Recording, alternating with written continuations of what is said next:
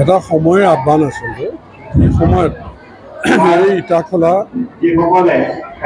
আমাৰ সংখ্যালঘু উন্নয়ন পৰিষদ জন্ম দি 10খন সমাজক একত্ৰিত কৰি যি অপপ্ৰচাৰ কিছুমান হৈ আছে, আমাৰ মাজত বিশৃংখল সৃষ্টি কৰিবলৈ কোনোবাই বিচাৰি আছে, ইলেকশ্যনৰ আগমুহূৰ্তত এইটো চলেই, তেওঁলোকে দূৰদৰ্শিতাৰে এই সমিতিখনৰ জৰিয়তে আমাৰ মাজত সদ্ভাৱ ৰাখিবৰ কাৰণে, আমাৰ মাজত যাতে কোনেও সমন্বয় সম্প্ৰীতি এনাজৰীডাল ধ্বংস কৰিব নোৱাৰে, তাৰ প্ৰতি লক্ষ্য ৰাখি এই অঞ্চলৰ উন্নয়নৰ স্বাৰ্থত তেওঁলোকে এই সভাখন অনুষ্ঠিত কৰিছে।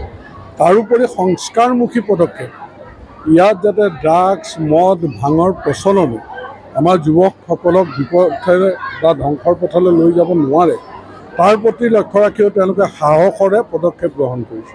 আৰু গোটেই চিন্তা চৰ্চাবিলাক তেওঁলোকে যুক্তিৰে বিজ্ঞানসন্মতভাৱে আমাৰ সমাজখনক আগুৱাই নিবৰ কাৰণে শিক্ষাৰ ক্ষেত্ৰত অন্যান্য সামাজিক সচেতনতাৰ ক্ষেত্ৰত যিখিনি পদক্ষেপ গ্ৰহণ কৰিছে সেইখিনি সঁচাকৈ আদৰণীয়।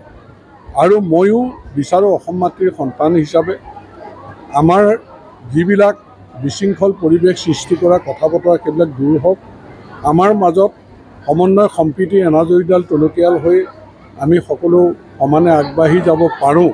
আমাৰ উন্নয়ন হওক, অঞ্চলটোৰ কৰ্ম সংস্কৃতিৰ ক্ষেত্ৰতে হওক, মানৱ সম্পদ গঢ় দিয়াৰ ক্ষেত্ৰতে হওক, যাতে আমি আগবাঢ়ি যাব পাৰোঁ, তাৰ চিন্তাৰে যিহেতু তেওঁলোকে কৰিছে, তেওঁলোকৰ লগত মই আছোঁ আৰু একেলগে আমি কাম কৰি যাম।